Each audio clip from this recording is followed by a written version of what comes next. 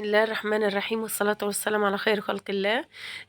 عايزة تحولي أواني الفخارية اللي عندك إلى أواني جرانيتية، طبعا للأكلات والطواجن الرمضانية وطواجن العيد. هوريكم طريقة تحفة حلوة قوي قوي، إنك انت تحولي بيها الفخار اللي عندك والطواجن اللي عندك لطواجن جرانيت إن شاء الله تقعد معاكي سنين. أولًا يا جماعة تابعوا معايا القناة إن شاء الله بإذن الله. آآ نويت كده والنية لله، أنا ناوية أجيب لكم إن شاء الله إزاي تبني الطاجن من الأول من الألف للياء.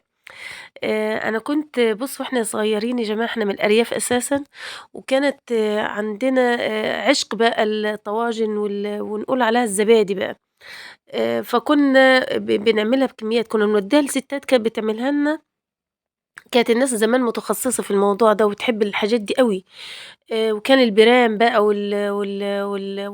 والزبدية وحاجات كتيرة أوي كان بيعملوها من الطواجن. يعني أنا كنت يعني باشوف الستات الكبار في السن دول، كنت باغرم بإيديهم وصنعتهم وفنهم.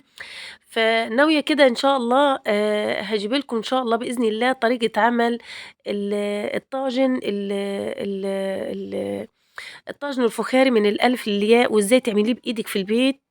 إن شاء الله تابعوا معايا إن شاء الله، بس ربنا يديني الصحة الأول، وكل عام وأنتم بخير. النهارده هنحوّل الطاجن الفخار إلى طاجن لطاجن جرانيت، وكمان أحسن من الجرانيت. تابعوا معايا الفيديو بإذن الله هيبهركم هيعجبكم. أولًا يا جماعة، من أجمل الأكلات ومن أحلى الأكلات اللي في الدنيا اللي ممكن تاكليها في الطاجن. إحنا اتربينا على كده، ومن وأنا طلعت كده عمري كله كنت باشوف أهلي في البيت وخالاتي وعمامي وكده بيعشقوا الأكل في الطاجن. وكان زمان كمان الناس تعمل الأكل في البيرام وكده، كانت تطلع اللحمة يعني ليها ريحة وليها و و و وخاصةً لو كانت كوارع والّا حاجة زي كده، كانت تطلع ليها ريحة خرافية. لو عندِك طاجن زي كده وعايزة أحوّله أو عايزة أحتفظ بيه لفترة طويلة جدًا بدون ما يتكسر، كمان إزاي تحافظي عليه بدون ما يتكسر. أولًا يا جماعة في أفكار هاقولها لكم تخلّي الطاجن ده يقعد معاكِ إن شاء الله سنين بدون ما هو يتكسر معاكِ، وبدون ما يتلف بسرعة، لإن هو بيبقى عُرضة سريع جدًا للكسر. أنا اشتريت الطواجن دي وأصبح سعرها غالي، حتى مش سعرها رخيص. لمّا تيجي تشتريها خلّي بالِك إن ما تبقاش فيها ثقوب، ولا بيبقاش فيها خدش منّة ولا منّة، ولا بيبقاش فيها شعرة ولا حاجة زي كده، فلازم تكون ملساء ناعمة خالص يعني. دي من أول الحاجات عشان تشتري بيها الطاجن، وبعد كده هاورّيكم هنعمل إيه. بسم الله الرحمن الرحيم. أول حاجة هنعملها يا ولاد، هنغسل الطاجن دي لإنه في نسبة من الحُمرة أو اللون الأحمر أنا مش عايزاه يبقى في الأكل. فبُصّوا لمّا أنتِ تيجي تغسليها اوعي تنقعيها لفترة طويلة، ما تنقعوش زي ما أنا عاملاه كده، أنا باغسله وهاطلّعه بُصّوا على ده يا طول. جماعة ده دهن وبُصّوا أنا مسيّحاه دهن بلدي يعني. عايزة سمنة بلدي، عايزة سمنة هولندي ماشي، بس أنا يعني فضّلت إن أنا أدهنه بالدهن عشان يقفّل كل المسامات اللي عندي فين، في الطاجن. وده أنا عاملاه بإيدي. الدهن ده الطريقة حلوة أوي على ال عندي على القناة، اللي عاوز يدخل يشوفها يشوفها. عاملاه أحلى من السمن البلدي.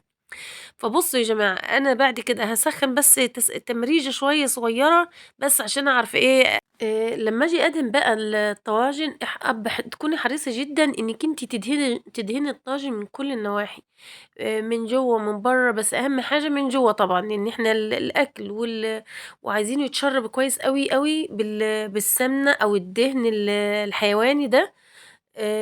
عشان بقى يبقى من ما يبقاش فيه مسام ويبقى سهل الكسر، زي ما أنتم شايفين كده. أنا من كل حتى الحروف اللي من فوق اللي أنتم شايفينها دي حاولي إنِّك أنتِ تدهنيها كويس بالدهن أو السمن البلدي أو السمنة العادي يعني. دي الخطوة الأولى اللي هتخلّيكِ تخلّي الطاجن معاكِ ما يتكسرش ويفضل فترة، وتحافظي على عمره يبقى لأكبر وقت ممكن. فأول حاجة قُلنا ما تحطّوهوش كتير في المَيّة، ما تنقعوش كتير في المَيّة، لإنه هيتقل معاكِ، ولمّا تيجي ترفعيه من المَيّة ممكن وأنتِ بترفعيه من المَيّة ممكن يتقل وييجي مكسور. تاني خطوة عندِك عسل، في بديل عن العسل؟ أيوه يا جماعة في بديل عن العسل. عارفين التقلية؟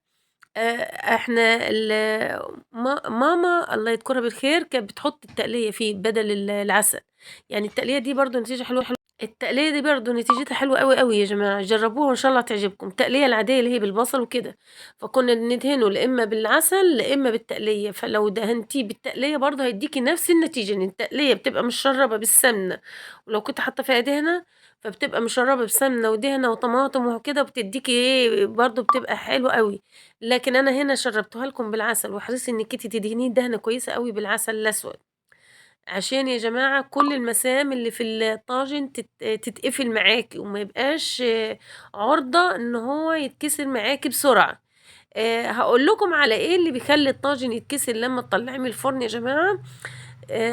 بُصّوا يا جماعة، اللي بيخلّي الطاجن يعيش معاكِ فترة طويلة أو يخلّيه يتكسر بسرعة، إنِّك أنتِ لمّا تطلّعيه من الفرن ما بتطلّعوش على الرخامة، احرصي إنِّك أنتِ تطلّعيه. بُصّوا حطيته في الفرن، بُصّوا يا جماعة، طبعًا باسيبه في الفرن واسيبه مع نَفْسه، بادهنه كويس بالعسل والسمنة أو الدهن الحيواني واسيبه.